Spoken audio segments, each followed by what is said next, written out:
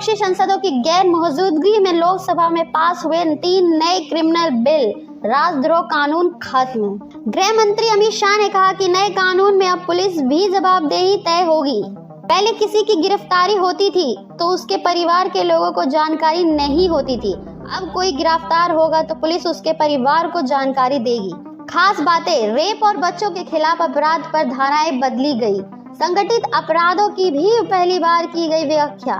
नए कानून में अब पुलिस की भी जवाबदेही तय होगी। नई दिल्ली, लोकसभा में 3 नए क्रिमिनल बिल पास हो गए। आपराधिक संशोधन विधेयक पर चर्चा और केंद्रीय गृह मंत्री अमित शाह के जवाब के दौरान विपक्ष के कुल 97 सांसद अनुपस्थित रहे।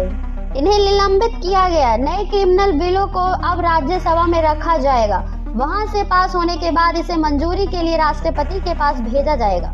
लोकसभा में 3 नए क्रिमिनल बिल पर जवाब देते हुए गृह मंत्री अमित शाह ने कहा कि अंग्रेजों के समय का राजद्रोही कानून खत्म किया गया। गृह मंत्री अमित शाह ने लोकसभा में 3 नए क्रिमिनल लॉ बिल पर कहा, मैं इन 3 विधायकों को लेकर आया हूं। अपने उन्हें स्थायी समिति को भेजने की मांग की।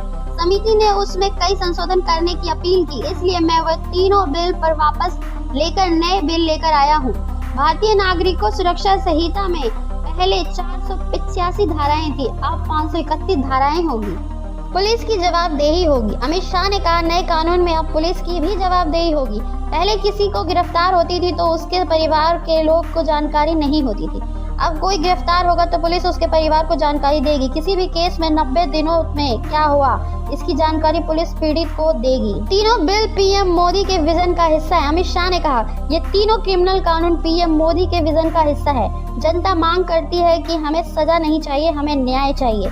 मोदी जी के नेतृत्व में आज हम वो कर रहे हैं। जब हम न्याय कहते हैं तो इसमें बड़े पैमाने पर ध्यान जाता है कि इसमें पीड़ित और आरोपित दोनों आ जाते हैं। दंड में लोग सिर्फ आरोपी की ओर देखते हैं। जांच पर जोर, उन्होंने कहा कि कई लोगों ने अलग अलग सुझाव दिए। सबसे बड़ी बात है कि इस बिल में कई नई चीजों को भी जगह दी गई। जांच को हमने फॉरेंसिक जांच को जोड़ दिया है। जांच में टेक्नोलॉजी का इस्तेमाल किया जाएगा। आज के बाद देश में 3 प्रकार की न्याय प्रणाली है। इस बिल के पास होने के बाद देश में एक तरह की न्याय प्रणाली होगी। अमित शाह ने कहा, प्रधानमंत्री मोदी जी ने गुलामी की मानसिकता को मिटाने की दिशा में काम किया है। प्रधानमंत्री ने लाल किले की प्राचीर से कहा था कि औपनिवेशिक कानून से मुक्ति मिलनी चाहिए और इसी के तहत गृह मंत्रालय ने कानूनों को बदलने के बारे में काम करना आरंभ किया। भारतीय संविधान और भारत की जनता की चिंता, शाह ने कहा, इस ऐतिहासिक सदन में करीब 150 साल पुराने 3 कानून जिनसे हमारी आपराधिक न्याय प्रणाली चलती है, उन तीनों कानूनों में पहली बार मोदी जी के नेतृत्व में भारतीय संविधान और भारत की जनता की चिंता करने वाले बहुत आमूल-चूल परिवर्तन लेकर मैं आया हूँ। उन्होंने कहा, आतंकवाद की व्याख्या अब तक किसी भी कानून में नहीं थी।